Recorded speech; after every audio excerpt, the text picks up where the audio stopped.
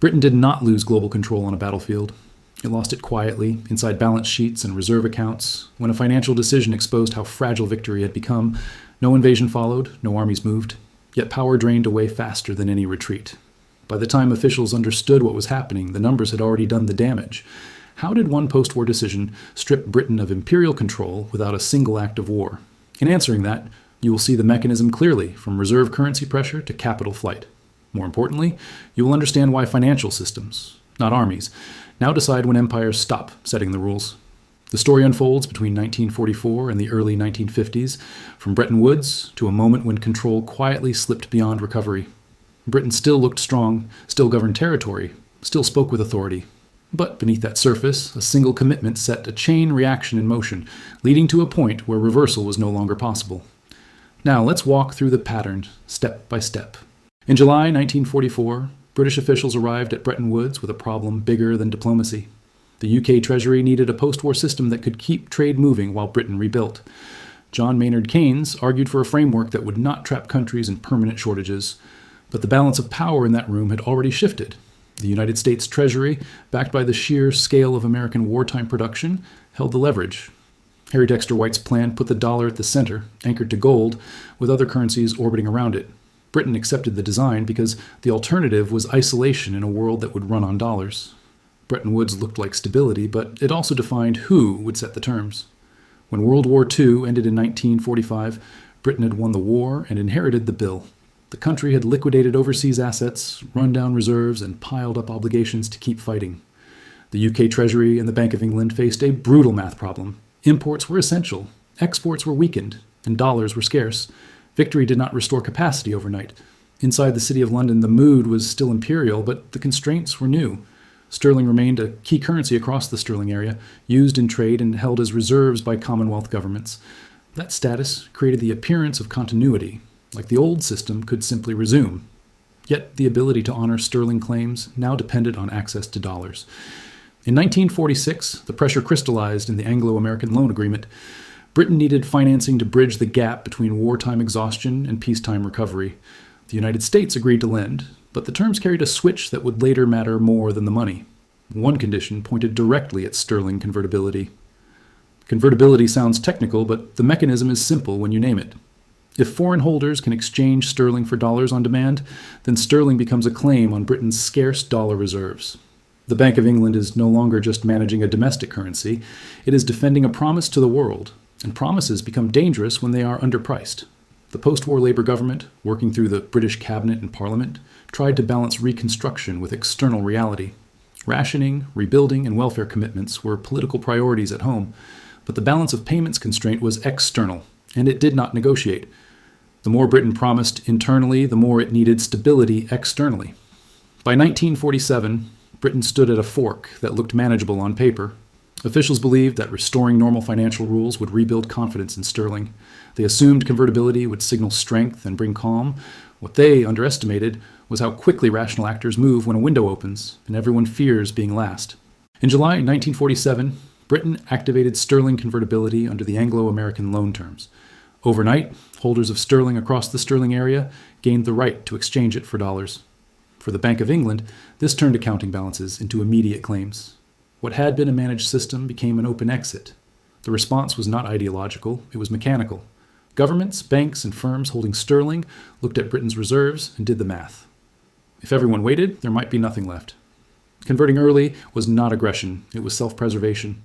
Within weeks, dollar reserves began to drain at a speed officials had not modeled. Records from the UK Treasury show the pace stunned policymakers. The Bank of England intervened, but intervention only slowed the outflow, it did not reverse it. Confidence does not negotiate once doubt sets in. The City of London felt the shift first. Dealers saw orders stack up, not for trade settlement, but for conversion. Sterling was still used, still accepted, but no longer trusted as a store of value. That distinction mattered more than symbolism. By August 1947, the situation crossed from strain to danger. The Bank of England warned the cabinet that reserves were approaching levels that threatened basic import capacity. Fuel, food, and industrial inputs depended on dollars. Financial policy was now constraining physical survival. The government suspended convertibility less than 6 weeks after it began. On paper, this was a temporary measure to restore order.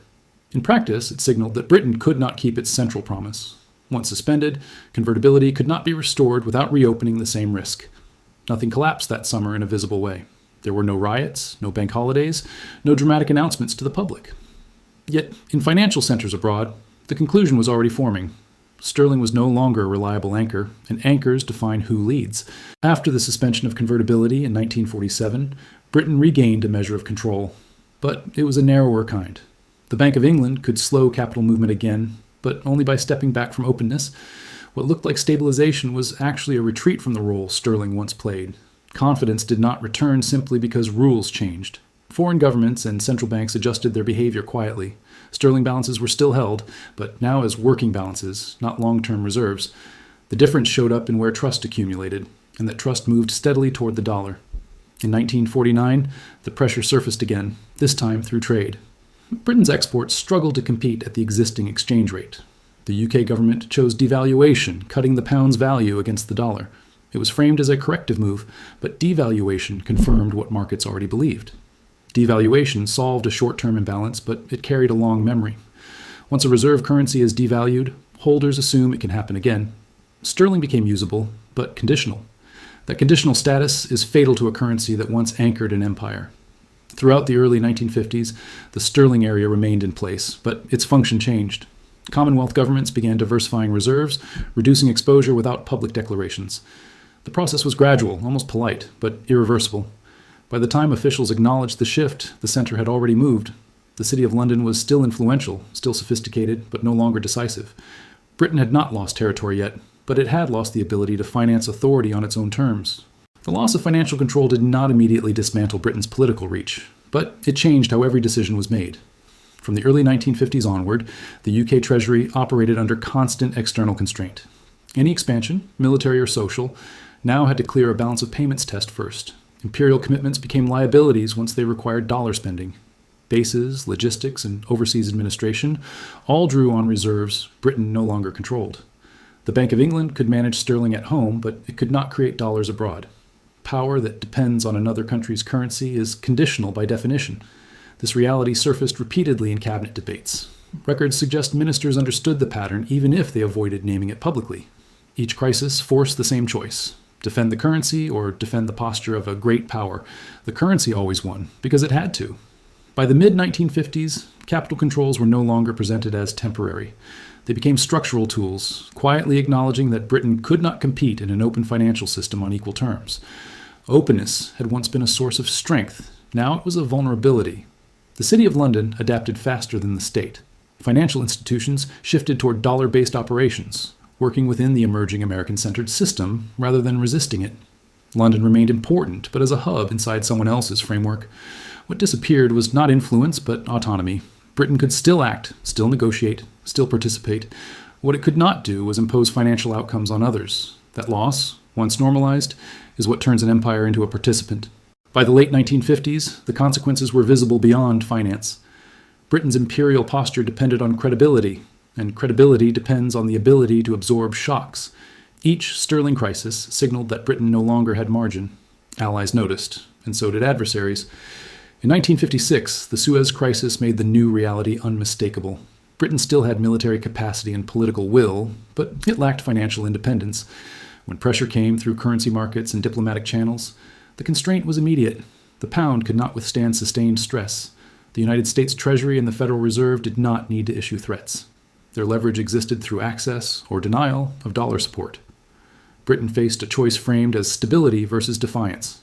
The outcome was decided before speeches were written. After Suez, the pattern hardened. British governments avoided actions that might trigger capital flight or reserve pressure. Foreign policy became synchronized with financial tolerance. This was not submission, it was arithmetic. Through the early 1960s, remaining imperial financial controls were dismantled. Not because of ideology, but because they no longer worked in a dollar-centered system. Managing decline became an administrative task, handled quietly and incrementally. Britain still mattered, but in a different way. It advised, mediated, and aligned. What it no longer did was set the boundary conditions of the system. That role had passed without conquest, without collapse, and without a single shot fired.